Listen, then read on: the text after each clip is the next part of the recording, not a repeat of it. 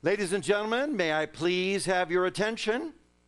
Isn't that what you hear over and over again when people are wanting to get you to focus, get you to look or pay attention, to look up, to get engaged, to be part of what's going on? For intention is so crucial for our lives. Having attention, giving attention, sharing in this wonderful moment of united focus is more important than what we may think.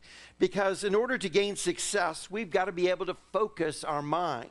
How many of you deal with that ongoing monkey mind, that monkey chatter that goes on in your head, that conversation that's always going on in the background that distracts you? We have a world of ADD Christians where we're 1 minute here, we're 1 minute there, we're thinking here, we're there, and we're so distracted by simple things. We're pulled away in our journey of our spiritual life, distracted from what's important and what's crucial for our day-to-day living. Now, let me tell you this, that it's important that we have this kind of attention, this focus, that we really share in it because it is what shapes the brain. Science tells us this, that what we pay attention to literally will build the brain tissue within our brains, that our neurons will wire in response to whatever we're focusing on. So whatever it is that we really have given our attention, it's what's shaping, it's what's developing within thought and within the physical brain itself. Giving full attention is more important than you might think. Let me give you an example. How many of you remember Arnold Palmer? Not the drink, I'm talking about the golf player, okay? Arnold Palmer, all right. Arnold Palmer was one day in one of his great tournaments with a one-stroke lead, looking like success was his to claim. And as he came up to make that putt, he was just so excited, but yet he heard a good friend call from him from the side. And hey, Arnold, good luck, congratulations, you're on your way, great thing. And he set down his putter, walked over to shake his hand and said, thank you very much. And in that moment, he realized his attention had gone away from the game, only to find that Arnold Palmer placed last in that tournament. You see how important it is that we share with giving attention to things. We give full focus, how important it is, because where your attention is, it really matters. So let me ask you this. When it comes to your spiritual life, where's your attention? What are you giving attention to? What is your focus? Well, today's text suggests that oftentimes people don't get spiritual things clearly. You read the text together. You read it in the back of your bulletin. But people who aren't spiritual, it says, can't receive these truths from God or from the Spirit. It all sounds foolish to them. They can't understand it. For only those who are spiritual can understand what the Spirit means. It's really reflecting on attention. Because so often we find those who say, I don't get this spiritual stuff. I don't get this. I don't understand these promises of God. I don't know why you are so spiritually minded and why you are so engaged in all of this. Well, it's because they haven't given a lot of focus or a lot of attention to the things of God. They haven't really given of their thought process on a day-to-day basis to the unfolding of the promises of God within their heart and their life. So in their ignorance, they find everything as, that's just foolishness. It doesn't make sense to me. I don't really comprehend it. It doesn't really have meaning for me. Why you do these things? That's your thing. It's not mine. Partly because of a lack of attention given to something. Here's the perfect example. We find the Bible is so real. It's telling our story over and over again. It's you and me, only in a different time frame with different names. But it's telling our story and our struggles. In this Easter season, we reflect on the story of Mary coming to the tomb of Jesus and there to present spices to anoint the body in preparation for its final moments in the death process. And closing out this grieving act, she offers these spices with others, only to find that when she arrives there, she comes to find the tomb is empty. What's so amazing is, wasn't Mary a follower of Jesus? Yes, you're right. Wasn't Mary one who was party to all the teachings of Jesus? Yes, you're right again. And wasn't Mary one who had heard that Jesus spoke of eternal life, that Jesus spoke of a resurrection power, that Jesus spoke of this for our hearts and our lives? Again, you are right. She'd known all these things. Yet her attention was not anywhere near to those promises, to that teaching, or walking in awareness. She didn't come, oh, I can't wait to come to the empty tomb. She said, oh, leave those spices behind, girls. We don't need them. We're going on into the empty tomb. We're going to go and see. We're going to celebrate today. And maybe we'll find the grave clothes set along the side. We're going to come in and we're going to see this empty tomb and we're going to celebrate together. Isn't this fabulous? That wasn't her outlook at all. She hadn't given attention to the promises, to the unfolding, to the teaching, to the very understanding of all that Jesus had presented. And so often in the journey of our lives, we've forgotten to give attention to these wonderful promises, to these spiritual truths, to the spiritual laws that want to unfold for us. We are focused on our own physical world and its presentation to us. Mary's mind was in the tomb. Not in the gutter. I'm going to say it's in the tomb, because that's really where she was looking, and that's what she was focusing on. And in that garden experience, she encounters the resurrected Jesus. A Christ consciousness awakening her with this beautiful phrase, why, and I'm going to add this, on earth are you weeping? Why, Mary? Why are you sad? Because this is almost Jesus saying, this is insane. This is crazy. Did you not listen to anything I said? Did you not follow me? Were you not paying attention? Because I want to know why you're weeping. And all that Mary could think. And her focus, she's not even looking at all at Jesus, not even looking at this resurrected experience at all and taking it in. Instead, she's so distraught because her mind is in the tomb. Her mind is focused there. Her mind is in the acceptance of finality and its limitations and death and everything associated with it. That's where her thinking is. And she's given full attention to it, to the point that she's in sorrow, she's weeping, she's sad, she's so disappointed. And then she hears this voice, which should be a familiar voice. But because her attention is not there, all she's saying is, they've taken my Lord, and I don't know where they've taken him. Do you? Because she assumed him to be maybe the gardener, someone who might have been tending to such things. Missing the whole point because her attention was not there. She's missing the whole experience, the resurrection experience to its fullest and its depth. And let me tell you this is our story too. Because we haven't put full attention to the things of God, we miss out on so much. We miss out on the miracles that are offered us every single day. And the Spirit of God wants to say to us, why are you sad? Why are you weeping? Why are you worrying? Why are you troubled? Why are you afraid? Why are you distraught? Why are you stressed? Why has anything this happen? Why on earth are you doing these things when the full attention of your spiritual life is put on these beautiful promises that says, all things work together for good to them that love the Lord. These beautiful promises that unfold for us, the unfolding of goodness is all there. Do we not say over and over again, God is good all the time? All the time, God is good. Yet, why are we weeping? Why are we sorrowful? Why are we sad? Why are we worried? It's quite often because we have lost that focus, that attention to the things of God, to the promises of God, and we've allowed our minds to wander.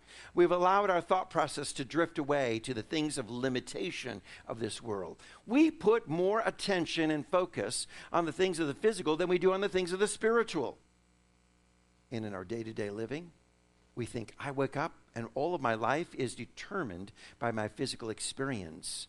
When the Spirit of God has been inviting us, teaching us, the Christ consciousness awakening us constantly to say, you don't live by this physical experience, you live by that which you name, you claim in the Spirit that's eager to unfold for you each and every day. You live in this wonderful realm we might call of quantum physics. This wonderful realm that says any possibility has already been prepared for you before you even ask. We might look at it and say, here's Carol Merrill at door number 1, or door number 2, door number 3. Which door will you choose for this day?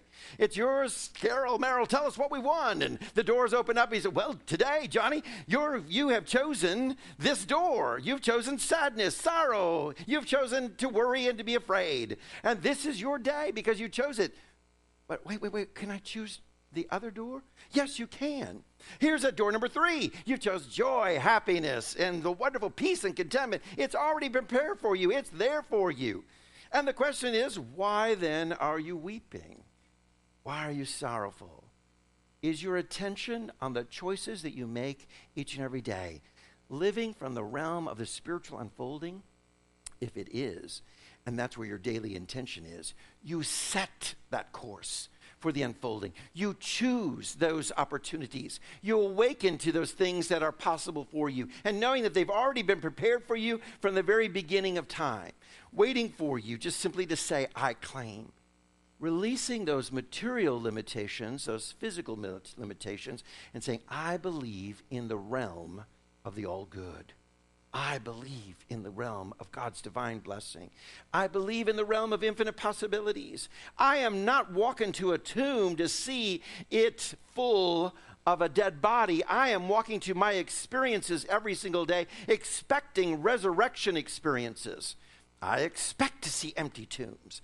I expect to see healing moments. I expect to experience resurrection. I expect, because my attention has been given to the promises of God that say yea and amen. This is it. This is how it works. This is how it unfolds. I've listened to the teaching, and I live by it. And I live by it. Nothing is there that will want to remove me from my consciousness, and my whole attention is there. It's interesting that people are not born with the power of attention. It's a skill that has to be developed. And that's one of our challenges in our world today. We have to develop the skill of spiritual attention, spiritual focus, spiritually being minded in such a dynamic way that it shapes our everyday experience. So in your bulletin today, I've given you 5 quick tips to help you. If you want to pull those out, we're going to look at them and talk a little bit about them, because I want to help you as your spiritual coach. I believe life is a game, and I'm your coach here to help you win it. I want you to be in this wonderful experience as a winner. And as your pastor, I'm here to support you, coach you, and encourage you in the journey of living your life to the very fullest. So I prepared these tips for you that I want you to understand how you can keep that spiritual focus, that attention going every single day. Number 1, practice healing your outlook. That's right. Practice a healing work in the outlook that you live by each and every day. That outlook may be wanting to be drawn away back into that tomb experience with expectation that you've brought spices to bury something, to anoint it, because it's dead, it's lost, it's gone, it's never going to happen for you, and you've lived that way. But today is a day that you begin a healing in that outlook. Whenever a fear-based thought comes up, I want you to stop it. Whenever that fear-based, frightening thought, consciousness, again, that monkey mind, that chatter going on in your head, I want you to replace it with a love-based one that says, instead of me being afraid that I can't, or fearful that this isn't going to happen, worrying and stressed that it's not going to work out, instead I walk in the complete understanding of God's divine love. And I'm so filled with that love. And I know that that love takes care of me, provides for me, always makes a way for me. And I replace those thoughts. I heal that outlook. I make that change. So then we have no fear, and we say yes to love on a day-to-day basis in our journey. Number 2, I want you to set some goals that are evolutionary, spiritual goals that are evolving for your life. To help you keep that attention, you need to do that healing work of change and transition, but you also need to set some spiritual goals. What are your evolutionary goals for your spiritual life? To keep your attention going, to keep your life really focused on that spiritual growth and development, you've got to have some goals. What goal have you set for yourself? I'd like to know more about the things of God. Okay. I'd like to grow in faith. Good. I'd like to experience greater power in prayer. Wonderful. I'd like to evolve more as one who can manifest, really believe and claim in such powerful faith that I walk with no doubt or fear. I'd like to live on the edge spiritually, knowing that as I step off, I don't fall, I fly. I'd like to be there. If those are your spiritual goals, that's your evolutionary goals that say, I want to evolve my spiritual life. I want to tell you this. I've lived here 18 years in Atlanta. I'm so grateful for the spiritual evolution of my personal life. As your pastor, I've been on this wonderful evolution that's been so exciting. It's unfolded so many wonderful experiences for my life, and I inspire you to do the same. Set some goals that say, I want to change, evolve, move beyond. I don't want to be the same person I was today, or that I am right now, or that I was yesterday. I want to be evolving into something higher, better, more evolved, moving at a better plane, higher plane of consciousness and understanding. Because the surest way to stay on our path is to have goals. If you want to stay on a spiritual path and keep your attention to the promises of God, then start setting spiritual goals that are evolutionary. It's a sure thing that if you have the goal before you, you know exactly where you're headed, you know where you're going to be, you know what you want to do in your life and how you want your spiritual life to be, you'll keep you on that path and your attention strong. Goals keep us focused and how important they are in our lives. Number 3, be passionate about realizing your divine self. I can't emphasize this enough, that there be some passion deep within your heart and life. And I love this saying from the Yogananda that says, if you want to realize God, you have to want God like a drowning man or woman wants air. How bad do you want to evolve, grow spiritually? How passionately do you want to experience more of the divine? How intense is it within your heart and in your life that you say, I want it and I desire it so much, like I'm a drowning person who just says, let me have some air, let me have some air. I need it, I desire it, I want it, I claim it. How important that is for our lives. It'll keep your attention, your focus in the right place. I want to encourage you that as we do so, that we come to this place that we're knowing God and knowing God's knowing. Let's break that down. Do we want to even know God? I hope so. But more important than just knowing what God is or what this thing is or what this spirit is, this energy, this presence, this divine divinity, this infinite possibility, whatever it is, but knowing what it knows. Knowing God's knowing. Knowing God and knowing God's knowing is that passion for our heart and our life that we say, I want to think, be, act, and reveal all that is of God. I need to not just know who or what God is, but I need to know God's knowing even deeper beyond that. Number 4 is make an adjustment every day in the areas of your life. Make a check of those things that are a distraction. Now, this may sound kind of strange, but I love this. There's a book out entitled Amusing Ourselves to Death. Amusing ourselves to death, you know? And in today's world, one of the challenges we have is the great blessings of so many amusements. We have so many things to amuse, more than any other society. We've got so many amusements that were actually destroying a lot of elements of family life and community. You know, I was riding in the elevator the other day, and I got into the elevator with all these doctors and nurses, and every single one of them was on their cell phone, checking their messages, everybody looking down. And I got into the elevator, and I felt like I was disrupting society and by bringing up a comment like, good morning, I hope you're all doing well, because everybody was intent. Excuse me, don't bother me. I'm looking at my messages. I'm on my cell phone. I'm on this. Yet it's supposed to be an amusement or something to entertain us, to provide information for us. I want us to be reminded that our world is so full of distractions. The amusements we choose, they're not wrong. Have a great life. Just be conscious that they can be your distraction, pull your attention away from your spiritual growth and development. Quite often people will say, oh, suddenly all these amusements in life. I spent Facebook time this morning, and I didn't have time for meditation. Oh, I went to the gym to work out, and because I was having such a good physical workout, I didn't have time for spending time in prayer or spending time in silence or devotion. I went on to the Dogwood Festival, and we just had a great time. I didn't have time for church. I didn't have time for anything. I didn't have time for spiritual growth in my life. You can see the list. Nothing wrong with amusements. But if they're distracting us and keeping us from our attention being on our spiritual growth and development, we need to do some editing. So if you want to keep on course, one of the things that you'll have to do is to constantly do a check of what amusements may be killing, destroying, taking away from your spiritual success and growth and development. Number 5, practice placing and keeping your attention on what matters.